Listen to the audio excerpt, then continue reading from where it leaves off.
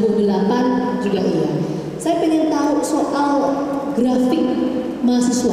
Nah, kenapa kita bicara konteks mahasiswa? Karena sekali lagi ini adalah agen perubahan untuk mencapai tujuan tadi soal nasionalisme berbagai Indonesia kita. Grafik mahasiswa dari masa ke masa itu seperti apa? Dan apa sih sebetulnya membedakan mahasiswa ini dengan identitas lainnya itu seperti apa, Bu Rocky? Kami silakan, Bu Rocky. Ing ngarso sang tulodo, ing madya mangun karso, tutwuri handayani. Ing madya mangun karso, tutwuri handayani. Itu diucapkan ketika beliau memastikan bahwa pendidikan harus jadi penyumbang utama energi kemerdekaan. Pendidikan harus jadi penyumbang utama energi kemerdekaan. Sekarang yang dicita-citakan oleh Ki Hajar Dewantoro diulas di dalam statistik Asia bahwa IQ orang Indonesia itu cuma 70. Sementara Singapura 115, Vietnam 105. Jadi kalau kita bayangkan bahwa energi yang diucapkan oleh Ki Hajar Dewantoro dibatalkan oleh proyek-proyek pendidikan yang ngaco selama ini. Kan itu dasarnya kan. Yang sekarang mungkin yang terjadi ingarso sung korupsi,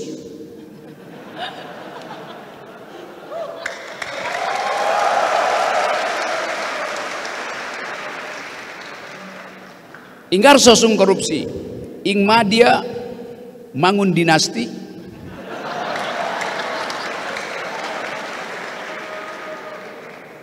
tutwuri cawe-cawe.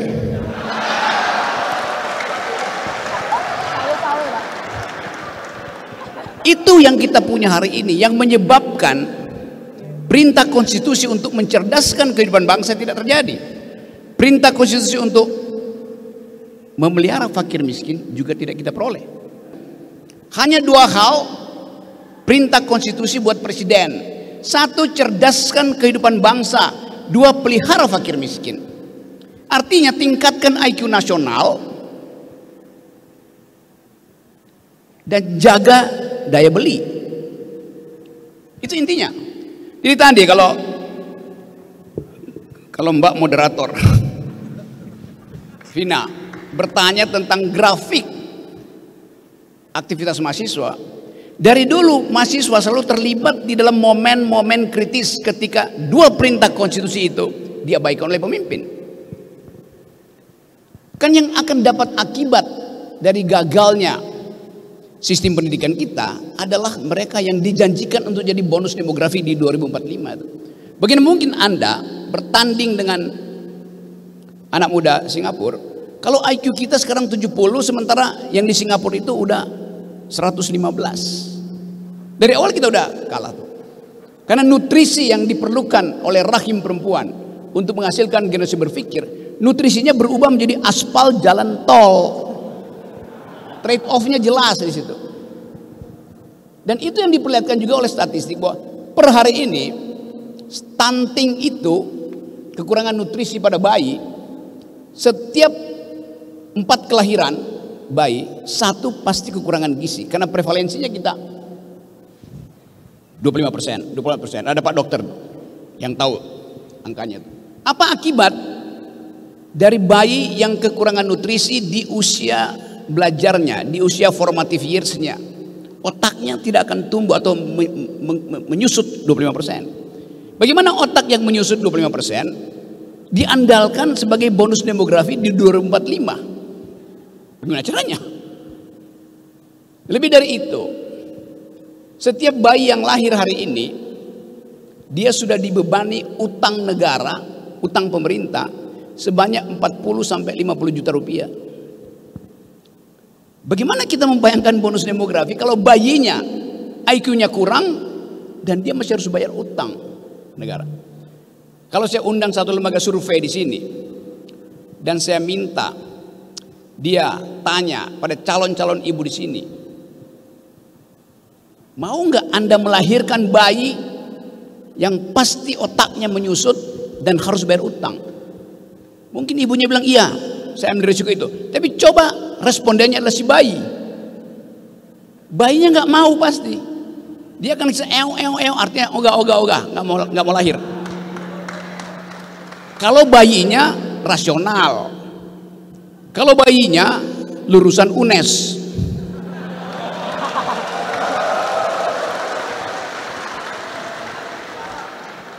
saya nggak tahu kalau bayinya lulusan UGM.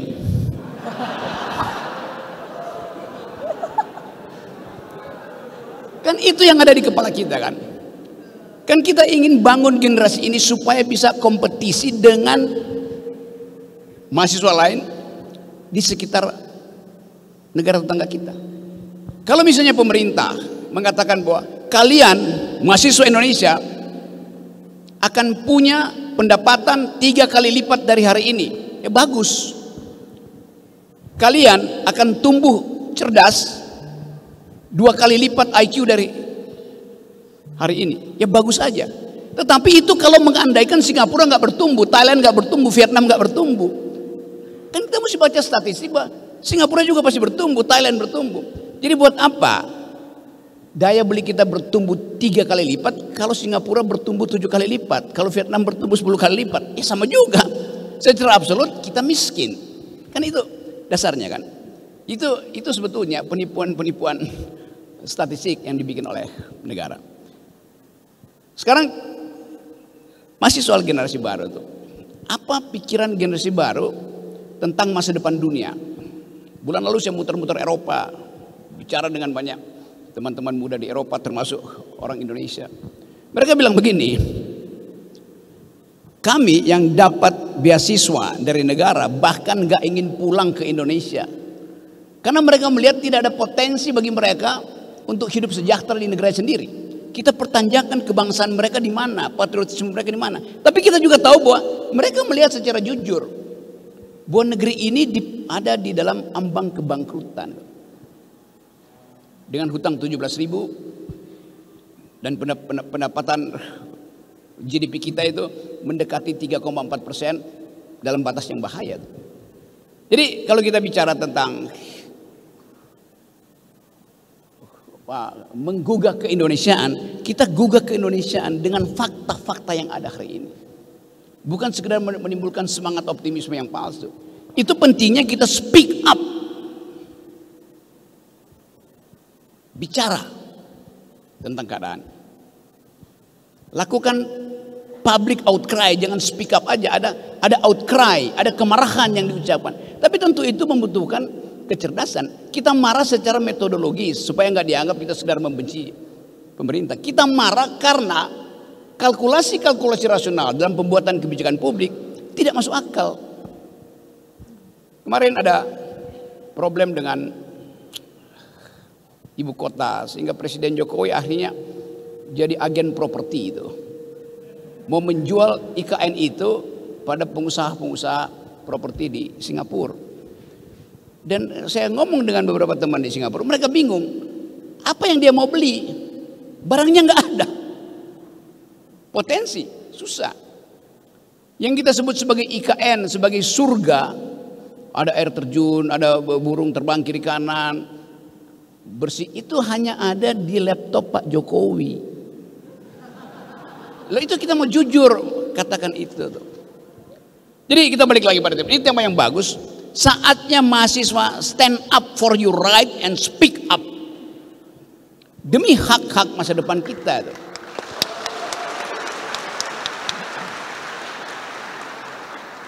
Coba kita bikin ekstrapolasi. Sekarang ada tahun pemilu, semua orang berharap ada pemimpin yang bisa meneruskan warisan rejim hari ini. Apa warisannya? 1, utang luar negeri. 2, bangsa yang terpecah secara sara, agama, etnisiti itu. 3, demokrasi yang indeksnya turun terus. 4, situasi HAM yang makin lama makin mengkhawatirkan, terutama di Papua tuh. Jadi seluruh problem itu akan Anda hadapi nanti di 2024. Sekarang kita tunggu kampanye apa dari calon pemimpin bangsa tentang isu itu. Saya lihat baca statistik tadi pagi. Swing voters Pemilu 2004 dari 27% naik merangkak ke 30%. Siapa mereka? Anak muda. Swing voters artinya anak-anak muda ini nggak tahu mau pilih siapa. Dia tunda coblosannya itu. Karena dia mau mendengar suara dari UNES, suara dari Abraham Samad.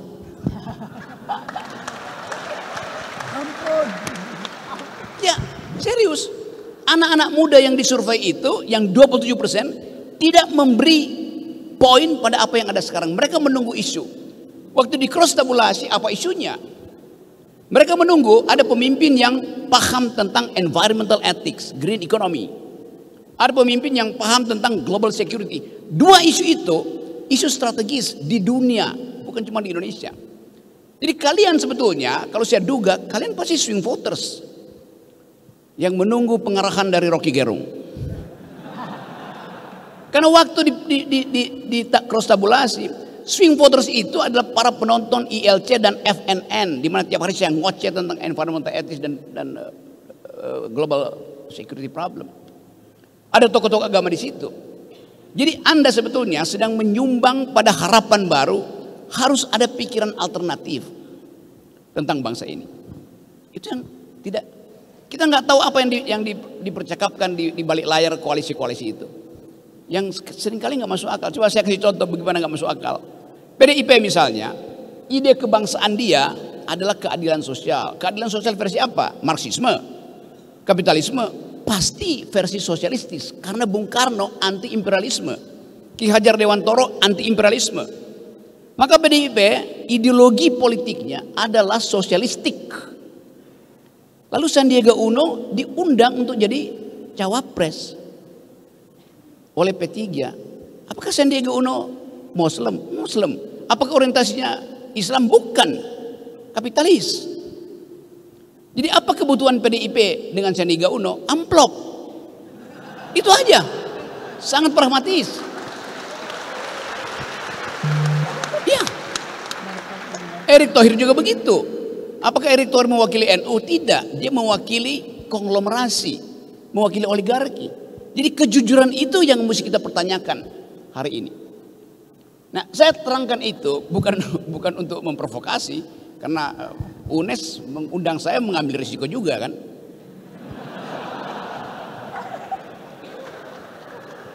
UNES artinya Universitas Nekat Sekali.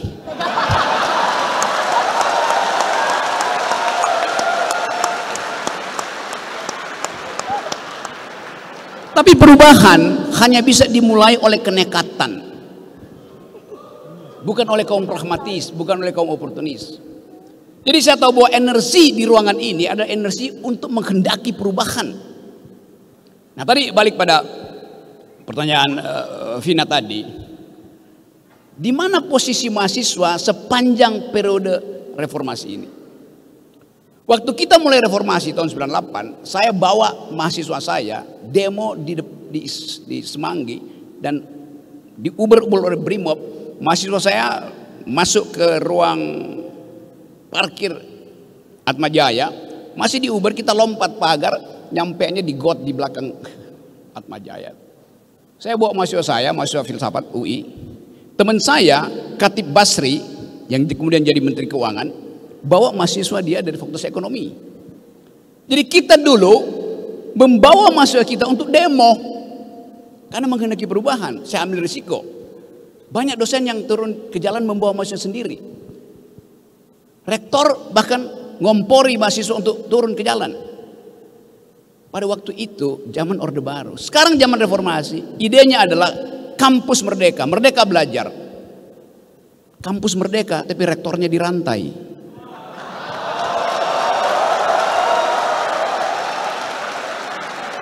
Yes. Jadi bukan merdeka belajar, kita masih belajar merdeka. Belum lulus merdeka tuh. Lalu apa gunanya kita di sini? Mengaktifkan kembali energi perubahan itu. Mana ketua BEM tadi? Ketua BEM-nya mana tadi ketua BEM? Ketua BEM dari fakultas FIB, Fakultas ilmu bohong-bohongan. Oh. FIPP, Fakultas Ilmu Pendidikan dan Psikologi itu berlebihan sebetulnya, karena di dalam pendidikan intinya ada psikologi. Setiap pedagog dia harus paham psikologi muridnya. Kenapa mesti ditambah psikologi?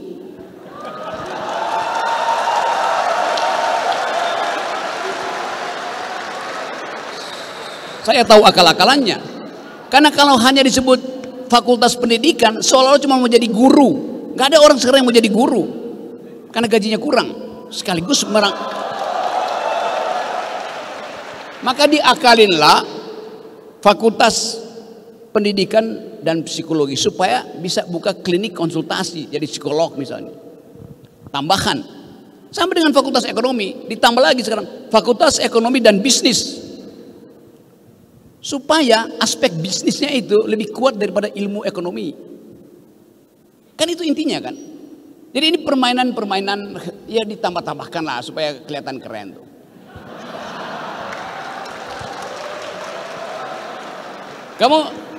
Kamu semester berapa kamu? Hah? Semester 6. Rencana DO semester berapa?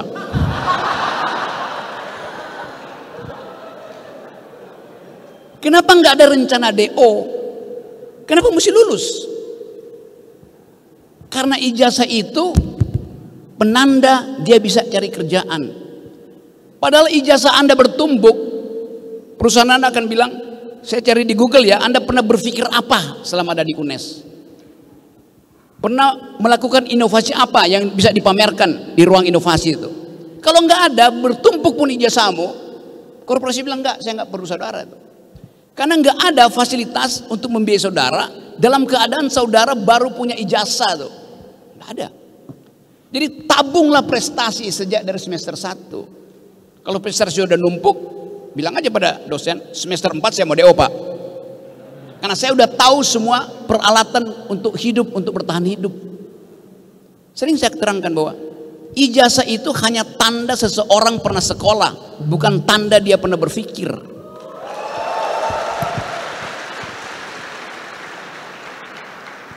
Yang punya ijazah asli aja belum tentu bisa berpikir, apalagi yang ijazahnya palsu. Logika begitu. Tapi saya tahu bahwa profesor-profesor di universitas ini mengabdikan sepenuhnya kehidupannya untuk meningkatkan IQ nasional. Saya tahu itu.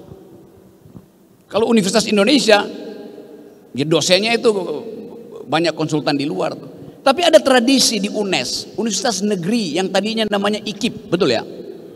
Institut Keguruan dan Ilmu Pendidikan. Basis-basis pedagoginya tetap ada di situ. Kesederhanaan, kesetaraan. Jadi sudah betul kita mulai satu gerakan speak up. Bahkan kita bikin bahwa ini tempat pertama di mana kita bangunkan bangsa ini. Ada wake up call. Bahwa potensi kita untuk tumbuh sebagai bangsa yang berpikir sangat besar. Kenapa? Para pendiri bangsa ini, founding parents kita, jangan bilang founding fathers, itu bertentangan dengan feminisme itu. Founding parents kita atau founding person kita menumbuhkan kebiasaan untuk berdebat. Waktu konstitusi kita dibuat, itu hasil dari percakapan intelektual yang sempurna. Islam bertengkar dengan ide nasionalisme, nasionalisme bertengkar dengan ide komunisme, komunisme bertengkar dengan ide liberalisme itu. Jadi ada percakapan intelektual yang menjadi asas berdirinya bangsa ini. Dengan kata lain, ada suasana pluralisme dalam pikiran. Karena itu sekarang yang kita dengar NKRI harga mati, mematikan perdebatan. Pancasila harga mati, mematikan interpretasi itu. Begitu sering saya diundang, Pak Rocky, kita mau undang untuk seminar tentang Pancasila. Oke, temanya apa? Pancasila sudah final. Ngapain diskusikan sesuatu yang sudah final? Kan kekacauan itu terjadi. Jadi sekali lagi teman-teman, kita ingin agar supaya ada perspektif baru diucapkan dari UNES tentang bangsa itu. Kalau saya tawarkan misalnya, berani nggak teman-teman di UNES memikirkan bahwa Indonesia masa depan bentuknya adalah Commonwealth, bentuknya ada perserikatan, bentuknya di negara bagian. Takut karena NKRI harga mati. Kenapa takut membayangkan sesuatu yang mungkin lebih lega? Kalau sekarang NKRI harga mati itu kayak bebannya berat betul. NKRI harga mati ini luas, wilayah kita luas sekali. Jumlah pulau kita 17.000. Benar nggak? Enggak. Udah ratusan pulau yang tenggelam karena pasirnya dikeruk, dijual oleh negara.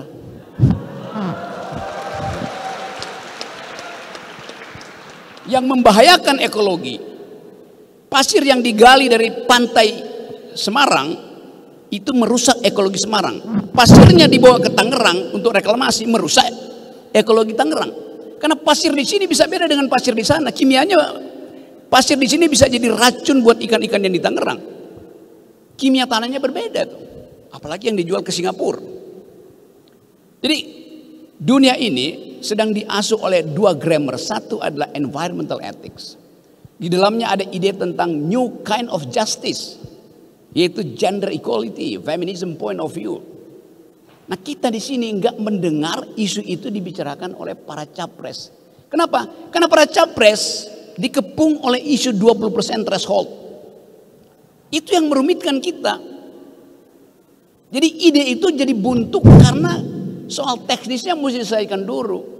Kalau sekarang siapa calon presiden? Nggak ada calon presiden hari ini. Karena konstitusi bilang calon presiden harus mendaftar dengan wakilnya. Kalau nggak ada wakil, nggak mungkin jadi presiden. Buat dapat wakil itu harus lampaui juga jebakan 20% threshold. Yang udah 2 kali saya dalilkan ke Mahkamah Konstitusi ditolak terus. Ngapain ada threshold? Kalau 0% udah bebas. Anies sudah dapat calon wakil presiden, Ganjar punya calon wakil presiden, Prabowo calon wakil presiden. Jadi udah. Kalau itu udah terjadi, di sini akan berderet di situ. Anies di situ, Prabowo di situ, Ganjar kursinya habis.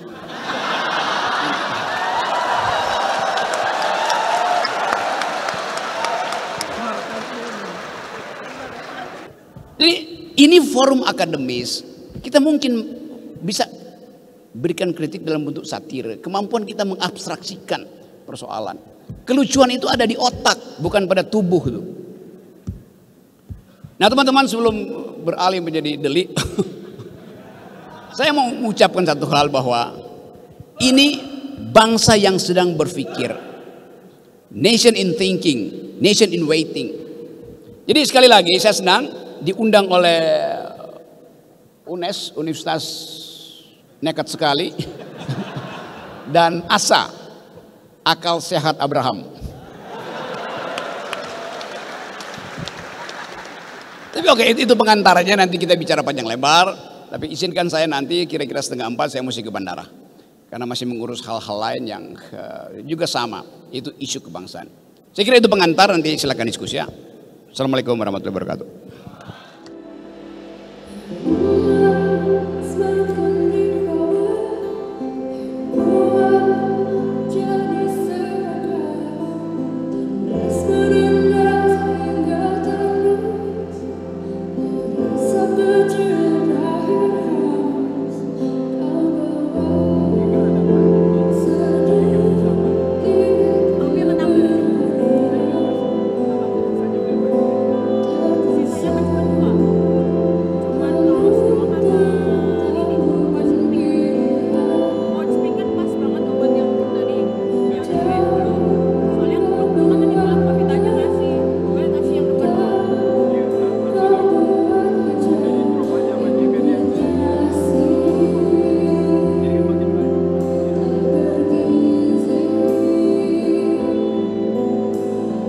Love.